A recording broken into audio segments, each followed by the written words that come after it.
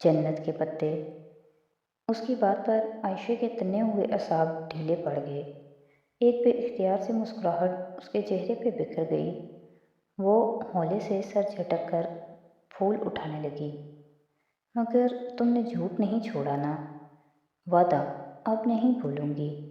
ہر دفعہ اللہ سے وعدہ کرتی ہو اور وہ ہر دفعہ تمہیں ایک اور موقع دے دیتا ہے، مگر تم پھر وعدہ توڑ دیتی ہو۔ اتنی دفعہ وعدہ توڑو گی تو وہ تمہارے وعدوں کا اعتبار کرنا چھوڑ دے گا۔ آئندہ میں سچ بولوں گی، اب کی بار مضبوط والا وعدہ۔ چلو ٹھیک ہے، وہ مسکرا دی۔ اب تم نے ہمیشہ سچ بولنا ہے، کیونکہ جب انسان بہت زیادہ جھوٹ بولتا ہے تو ایک وقت ایسا آتا ہے جب اسے خود اپنے سچ کا بھی اعتبار نہیں رہتا۔ سمندری سی گلز کا قول پھڑپھڑاتا ہوا ان کے اوپر سے گزرا۔ عائشہ نے گردن اٹھا کر اوپر دیکھا۔ وہ پرندے یقیناً پورے بیوق ادا کا چکر کاٹ کر اب سمندر کی طرف محو پرواز تھے۔ عائشہ گل چند لمحے ان پرندوں کے پنکھ کی مانند اڑ کر بادلوں میں گم ہو گئے تو بہارے نے پکارا، بولو۔ وہ گردن جھکائے اپنی لڑی میں اب سرخ پھولوں کے آگے سفید پھول پرو رہی تھی۔ تم ہمیشہ سچ بولتی ہو نا؟ ایک بات بتاؤ گی؟ بہارے ذرا اڑتے اڑتے کہہ رہی تھی۔ پوچھو۔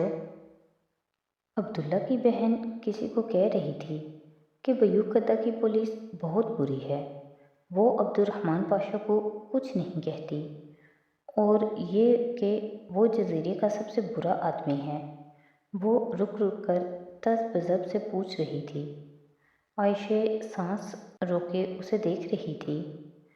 بہارے خاموش ہوئی تو اس نے ذرا خفگی سے سر جھٹکا۔ نہیں، وہ بہت اچھا آدمی ہے۔ عبداللہ کی بہن کو کیا پتہ؟ تم نے کسی سے جا کر عبد الرحمن کے بارے میں کوئی بات نہیں کرنی۔ تمہیں اپنا وعدہ یاد ہے نا؟ بہارے نے گردن اسبات میں ہلا دی۔ مجھے یاد ہے۔ عائشہ دھاگہ دان سے توڑ کر لڑی کے دونوں سروں کی آپس میں گرہ لگانے لگی۔ اس کے چہرے پہ واسع اداسی بکھری تھی۔ وہ سپہر میں ختیجہ کے گھر سے واپس آئی تھی۔ کچھ دیر کمرے میں لیٹی رہی۔ سر درد سے پھٹتا جا رہا تھا، بخار بھی ہو رہا تھا، اور نیند تھی کہ آ ہی نہیں رہی تھی۔ بند کمرے میں گھٹن ہونے لگی تو وہ گھبرا کر اٹھی اور کھڑکیوں کے پردے دونوں ہاتھوں سے ہٹائے۔ سامنے لان میں کرسیوں پہ ابا اور اماں کے ساتھ تایا فرقان اور سائمہ تائی چائے پیتے نظر آ رہے تھے۔ میز پہ اسنیکس اور دیگر لوازمات رکھے تھے اور وہ لوگ باتوں میں مگن تھے۔ سائمہ تائی بہت سلیقے سے سر پہ دوپٹہ جمائے فاطمہ کی طرف چہرہ کیے کچھ کہہ رہی تھیں۔ فاطمہ تایا فرقان کے سامنے سر پہ دوپٹہ لے لیتی تھی جو پیچھے کیچر تک ڈھلک جاتا تھا۔ اس کی آنکھیں حیا جیسی تھیں اور لوگ کہتے تھے کہ یہ 20 سال بعد حیا ایسی ہوگی، اور اب وہ سوچتی تھی کہ پتہ نہیں 20 سال بعد وہ ہوگی بھی یا نہیں۔ وہ شاور لے کر سادہ ٹراؤزر پہ ٹخنوں کو چھوتی سفید لمبی قمیض پہنے ہم رنگ دوپٹہ سر پہ لیتے باہر آئی۔ پہلے عصر کی نماز پڑھی کہ نمازیں ان 3 دنوں میں وہ تقریباً ساری پڑھ رہی تھی۔ خدیجہ کے لیے بہت ڈھیر ساری دعائیں کر کے وہ اٹھی اور پھر دوپٹہ شانوں پہ پھیلائے بالوں کو کھلا چھوڑے کچن کی طرف آ گئی۔ فاطمہ فریج سے کچھ نکال رہی تھیں۔ اسے آتا دیکھا تو فریج کا دروازہ بند کر کے مسکراتی ہوئی اس کی طرف آئیں۔ شانے تک آتے بالوں کو کیچر میں باندھے وہ عام حلیے میں بھی بہت جاذب نظر لگ رہی تھی۔ میرا بیٹا اٹھ گیا؟ انہوں نے اسے گلے سے لگایا، پھر ماتھا چوما۔ جی، وہ مسکرانا چاہتی تھی مگر آنکھیں بھیگ گئی تھیں۔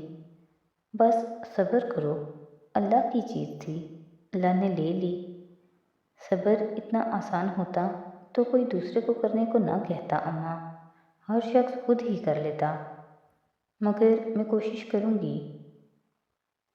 اچھا باہر آ جاؤ، تایا تائی ملنے آئے ہیں۔ مجھ سے؟ ہاں، اور جہان سے بھی۔ اوہ ہاں، کدھر ہے وہ؟ اسے یاد آیا کہ وہ بھی ساتھ آیا تھا، بس کھانا کھا کر سو گیا تھا، ظاہر ہے تھکا ہوا تھا۔ اب بھی میں نے دیکھا تو اٹھ چکا تھا، کہہ رہا تھا بس آ رہا ہوں۔ ویسے سبین کا بیٹا ذرا، وہ کہتے ہوئے جھجکی، ذرا پراؤڈ سا ہے، نہیں؟ نہیں، وہ شروع میں یوں ہی ریزرو سا رہتا ہے، اور بعد میں، حیا نے گہری سانس لی، بعد میں بھی ایسا ہی رہتا ہے۔ اس شروع اور بعد کے درمیان کبھی کبھی نارمل ہو جاتا ہے۔ وہ باہر آئی تو اسے دیکھ کر تایا فرقان مسکرائی۔ وہ جھک کر ان دونوں سے ملی۔ اتنے عرصے بعد ملا ہوں اپنی بیٹی سے، اور وہ بھی ایسے موقع پر۔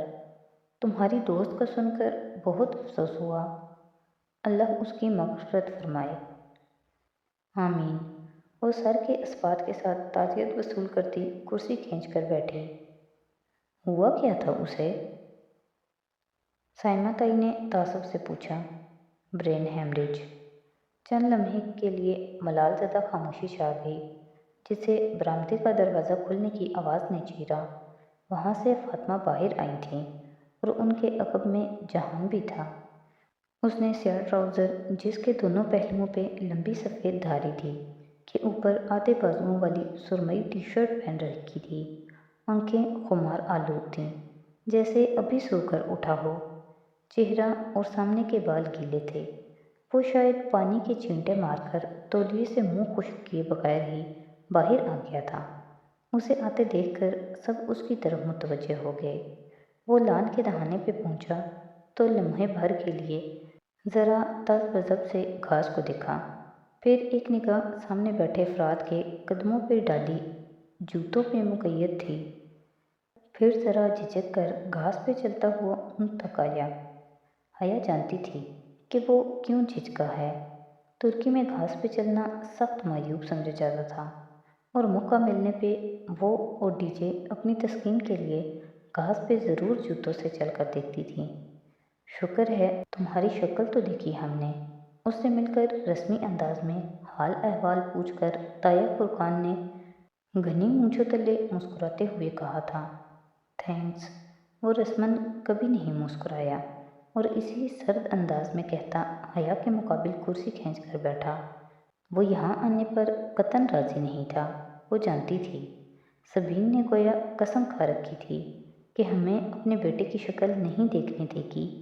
اسے کیسے خیال آیا تمہیں بھیجنے کا؟ اس کے اس انداز کا اثر تھا کہ تایا فرقان کے مسکراتے لہجے کے پیچھے ذرا سی چبھن در آئی۔ ممی کو اپنی بھتیجی کو اکیلے بھیجنا آکورڈ لگ رہا تھا، سو مجھے آنا پڑا، بغیر کسی لگی لپٹی کے اس نے کہہ ڈالا۔ منگیتر منوکوہا کے الفاظ تو دور کی بات، اس نے تو میری کزن تک نہیں کہا تھا، گویا رشتوں کی حدود واضح کیں۔ سلمان صاحب کے ماتھے پہ ذرا سی شکن ابھر آئی، اور سائمہ تائی کے لبوں کو ایک معنی خیز مسکراہٹ نے چھو لیا۔ حیا بالکل لاتعلق سے اس کی کیاریوں میں آگے پھولوں کو دیکھنے لگی۔ وہ اور ڈی جے ہمیشہ ٹاکسم پارک میں پھول چرانے کی کوشش کرتے تھے، مگر وہ کیئر ٹیکر ان پہ بڑی سخت نگاہ رکھتا تھا۔ اور تمہاری ممی کب آئیں گی؟ سلمان صاحب نے چائے کا گھونٹ بھرتے ہوئے پوچھا۔ ممی کی بھتیجی اور تمہاری ممی، اس کے گھر کے مرد آج بہت تول تول کر الفاظ ادا کر رہے تھے۔ کچھ کہہ نہیں سکتا، اس نے شانے اچکا دیے۔ جہان، جوس لوگے یا چائے، یا پھر کافی؟ فاطمہ نے چائے کے خالی کپ ٹرے میں رکھے ہوئے اس کو مخاطب کیا۔ وہ مردوں کی بنسبت اس کو داماد والا پروٹوکول دے رہی تھیں۔ بس ایپل ٹی بہت ہے، اس نے روانی میں کہہ دیا، مگر فاطمہ کی آنکھوں میں ابھرتی ناسمجھی دیکھ کر لمحے بھر کو متذبذب ہوا، پھر فوراً تصحیح کی۔ بس چائے۔ فاطمہ نے مسکرا کر سر ہلایا اور ٹرے اٹھائے اندر کی طرف بڑھ گئیں۔ تو بیٹا، آپ کی اسٹڈیز کمپلیٹ ہو گئیں؟ سائمہ تائی اب بہت میٹھے لہجے میں پوچھ رہی تھیں۔ وہ ہر کسی کے لیے اتنی میٹھی نہیں ہوتی تھیں، کچھ تھا جو اسے چونکا گیا۔ جی، اب تو کافی عرصہ ہو گیا۔ پھر کیا کر رہے ہو آپ؟ میرا استقلال اسٹریٹ پہ ایک ریسٹورانٹ ہے، وہی دیکھتا ہوں۔ جواباً سائمہ تائی ذرا حیران ہوئیں، البتہ تایا فرقان نے مطانیت سے سر ہلاتے ہوئے اپنے تاثرات چھپا لیے۔ وہ جانتی تھی کہ وہ لوگ استقلال اسٹریٹ کی قیمتی زمین کی اہمیت کو نہیں سمجھتے، اس لیے متاثر نہیں ہوئے، اور گو کہ وہ اپنی لاتعلقی توڑنا نہیں چاہتی تھی، پھر بھی دھیرے سے بولی تھی۔ استقلال اسٹریٹ پہ ایک ریسٹورانٹ کا مطلب لاہور کی ایم معلم روڈ پہ 2 ریسٹورانٹس، وہ کہہ کر کیریوں کو دیکھنے لگی۔ اوہ اچھا، گڈ۔ ان کے تاثرات فوراً ہی بدلے تھے۔ والد صاحب کی طبیعت کیسی ہے اب؟ جی ٹھیک ہے، وہ مختصر جواب دے رہا تھا، تبھی فاطمہ اس کی چائے کا مگ ٹرے میں لیے چلی آئیں۔ کچھ لو نا بیٹا، تم نے کچھ نہیں لیا۔ جی میں لیتا ہوں۔ اس نے مگ اٹھا لیا، مگر دوسری کسی شے کو چھوا تک نہیں۔